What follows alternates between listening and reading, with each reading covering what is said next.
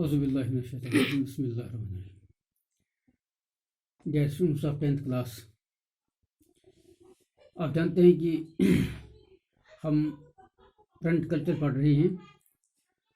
Print culture के हवाले से हमने देखा कि प्रिंट कहाँ से शुरू हुई, किस कंट्री से शुरू हुई और यूरोप ये कैसे पहुंची, फिर यूरोप में इसकी इम्प्रूवमेंट कैसे हुई। इस हवाले से हमने कल बताया था कि 1430 में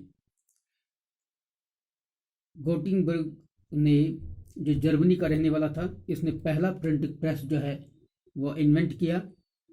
आज हम थोड़ी डिटेल में गोटिंगबर्ग प्रेस के बारे में देखेंगे। तो जैसा कि हम देखते हैं कि ये गोटिंगबर्ग जो था जर्मनी का रहने वाला था। तो गोटिंगबर्ग एक मर्चेंट था, इसका फादर जो था एक मर्चेंट था और इसके पास एग्रीकल्चर लैंड बहुत थी, यानी बहुत वास्ट स्टेट था, एग्रीकल्चर लैंड इसके पास थी। तो पेशे से इसका फादर जो था ये मर्चेंट था, तो एग्रीकल्चर लिहाज से ये बड़े अमीर थे क्योंकि इन्होंने बहुत से वास्ट लैंड्स, वास्ट स्टेट्स को इन्होंने, एग्रीकल्चर स्टेट्स इनके पास थी। तो लेकिन ये जो है गोटिंगबर्ग जो था, इसने अपने आप को लगाया था एक आर्ट में जिसमें वो स्टोनों की पॉलिशिंग करता था, यानी पत्थरों की पॉलिशिंग करता था और इस तरह से वो एक माहिर गोल्ड स्मिथ बना था।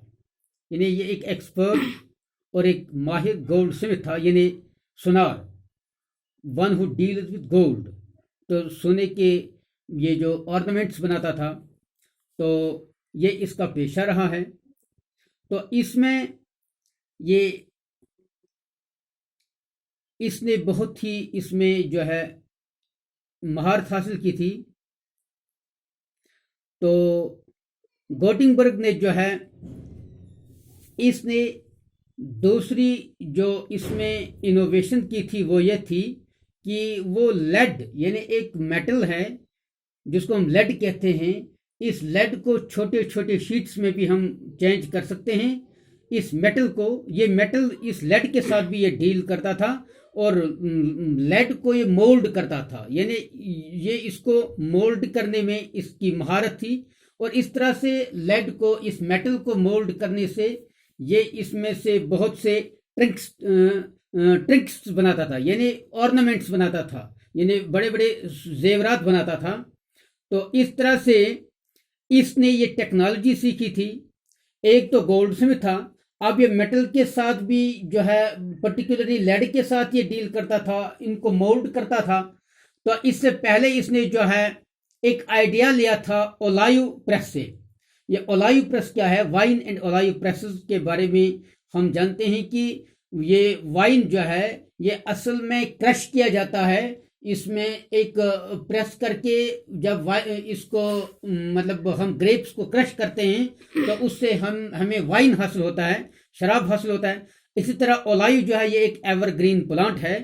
इस एवरग्रीन प्लांट को भी जैसे हम अंगूर को क्रश करके इससे निचोड़ कर शराब निकालते हैं, इसी तरह ओलायू ट्री जो हैं, जो मेडिटेरियन में ज़्यादा उगते हैं, यूरोप में ज़्यादा उगते हैं, इनसे ज़्यादातर जो है तेल निकाला जाता है। क्रश करके इनको मतलब क्रशिंग से जो तेल निकलता है, तो इससे ये जो गोटिंगबर्ग था, एक आइडिया उसको मिल गया कि इसकी वजह से ये ओलायू प्रेस और इस वाइन प्रेस ने इसको आइडिया दिया प्रिंटिंग प्रेस का। यानी Gutenberg adopted existing technology to design his innovation. अब ये ओलायू प्रेस और ये जो है, इसने ओलायू प्रेस ने इसको थोड़ा इस मॉडल बनाया इसकी प्रिंटिंग प्रेस का। यानी अब जो है ये लेड को मोल्ड करता था। अब लेड को ये मतलब मुख्तलिफ हालतें ये लेड की बनाता, इस मेटल की बनाता था, क्योंकि ये जो है ये ऑर्नामेंट्स बनाता, ये जेवरात बनाता था। अब इसकी वजह से इसने जो है, अब इसने एक काम किया, ऐसा किया कि अब ये मेटल्स जो थे, अब इन मेटल्स को इसने अब इस्तेमाल किया लेटर्स में। लेटर्स को इसने अब मेटल की इसने अल्फाबेटिक लेटर्स बनाए, लेटर्स के अल्फाबेट्स बनाए और इस तरह से इसने ये जो है ये प्रिंटिंग का आगाज किया। अब इस मेटल से जिनको ये मोल्ड करने का इसको फन था, इसने इन मतलब मेटल्स को इसने अब धीरे धीरे इनको मोल्ड करके इनको लेटर्स बनाए, डिफरेंट लेटर्स इसने बनाए, यानी मुख्तलिफ शक्लों लेटर्स की शक्लें बनाई, जैसे ABCD इनकी शक्लें बनाई। और इस तरह से ओलायू प्रेस के जरिए से इसको एक आइडिया मिला कि कैसे प्रेस किया जाता है, फिर इसको कैसे ये इससे मतलब तेल निकाला जाता है, फिर ये मतलब ग्रेप्स को क्रश करके स्क्वीज करके कैसे हम मतलब ये रस निकालते हैं, वो जो जिसको बाद में हम शराब कहते हैं। इसी तरह ये एक मॉडल बना इसके लिए, यानी olive presses and wine presses became provided model for printing press. ये इसके लिए एक मॉडल बना प्रिंटिंग प्रेस बनाने में। अब जो ऑलरेडी इसको ये एक्सपर्ट था लेड को मोल्ड करने में, अब इसने इस मेटल को अब लेटर्स बनाए। तो इस तरह से इसने अपनी इसने ये प्रेस बनाया था 1448 में, इसने गोटिंगबर्ग ने इसको परफेक्ट बनाया, यानी अब इसमें इसको मुकम्मल कर लिया। यानी बाई 1448 यानी मिड 15th सेंचुरी में गोटिंगबर्ग ने अपने इस सिस्टम को यानी इस प्रेस को प्रिंटिंग प्रेस को परफेक्ट किया। दो सबसे पहली बुक जो इसने इस प्रिंटिंग प्रेस पर जो प्रिंट की वो बाइबल थी, और तकरीबन बाइबल की इसने 180 कॉपीज इसकी बनाई थी बाइबल की। और 180 कॉपीज बनाने बाइबल की 180 कॉपीज यानी 180 कॉपियां बाइबल की इसने इस पर प्रिंट की, और इस तरह से 3 सालों में इसने ये काम किया। तो उस वक्त के रफ्तार के हिसाब से, वक्त के हिसाब से ये बहुत ये फास्ट प्रोडक्शन था, ये प्रिंट की फास्ट प्रोडक्शन मानी जाती थी उस वक्त। तो फिर हम देखते हैं कि जब प्रिंटिंग प्रेस गोटिंगबर्ग का ये प्रिंटिंग प्रेस जब इंट्रोड्यूस हो गया, तो ये जब ये इंट्रोड्यूस हो गया और इन्वेंट हो गया, लेकिन इसकी वजह से जो है पूरी तरह से मैन्युस्क्रिप्ट यानी हाथ से लिखने का जो रिवाज था यूरोप में या पूरी दुनिया में, तो अभी प्रिंटिंग प्रेस ने इसको रिप्लेस नहीं किया। यानी अभी प्रिंटिंग प्रेस जो है इतना इम्प्रूव नहीं हुआ था कि हैंड राइटिंग जो है मैन्युस्क्रिप्ट जो है ये तब्दील हो सके, हैंड राइटिंग भी साथ साथ जारी थी। तो इस तरह से हम देखते हैं कि अब जो प्रिंटिंग प्रेस पर जो प्रिंटिंग होती थी, अब क्या होता था कि जिस मटेरियल को जिस बुक को प्रिंट किया जाता था, इसके बॉर्डर को इस बॉर्डर की जो स्पेस होती थी इसको बचा के रखा जाता था, क्योंकि इस बॉर्डर की स्पेस पर जो था इस पर डेकोरेशन होती थी, इस पर बॉर्डर्स इसके बॉर्डर्स पर डेकोरेशन होती थी, मुख्तलिफ मतलब फॉइलेज यानी दरख्तों की फूल पत्तियों की शक्लें बनाई जाती थी और डिफरेंट कलर से इसको डेकोरेट किया जाता था। इस तरह बीच में जो प्रिंटिंग के अलावा जो स्पेस होती थी, जो बॉर्डर की तरफ जो स्पेस होती थी, इसको मुख्तलिफ शक्लों से डेकोरेट किया जाता था, यानी दरख्तों की फूल पत्तियां बनाई जाती थी, दरख्त की ब्रांच के लीव्स बनाए जाते थे। इस तरह से ये जो है ये प्रिंटिंग को डेकोरेट किया जाता था।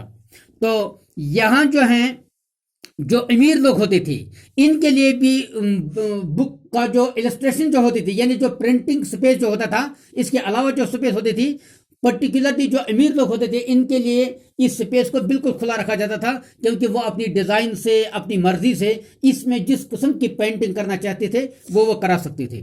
तो इस तरह से हम देखते हैं कि ये प्रिंटिंग जो है 1450 से यानी तकरीबन एक सेंचुरी में, यानी mid 15th century to mid 16th century जो है ये प्रिंटिंग प्रेस जो है ये पूरे यूरोप में फैल गई। पूरे यूरोप में ये प्रिंटिंग प्रेस जो फैल गई। अब प्रिंटर्स, जर्मनी के प्रिंटर्स जो थे, इन्होंने पूरे दुनिया में ट्रैवल किया और पूरे दुनिया में अब इन प्रिंटिंग प्रेसेस को अब इन्होंने स्टार्ट किया और इस प्रेस अपनी ये इस टेक्नोलॉजी को पूरे दुनिया में फैलाया। तो इस तरह से हम देखते हैं कि जैसे कि ये प्रेस अब ज़्यादा से ज़्यादा बुक्स जो हैं ये प्रिंट होने लगी, और इस तरह से ये जो बुक प्रोडक्शन जो है ये मार्केट में ज़्यादा से ज़्यादा आने लगी। तो इसके साथ साथ हम ये भी देखते हैं कि सेकेंड हाफ में यानी 15th सेंचुरी में तकरीबन 20 मिलियन बुक्स यानी 20 लाख किताबें जो हैं ये प्रिंट हो गई थी।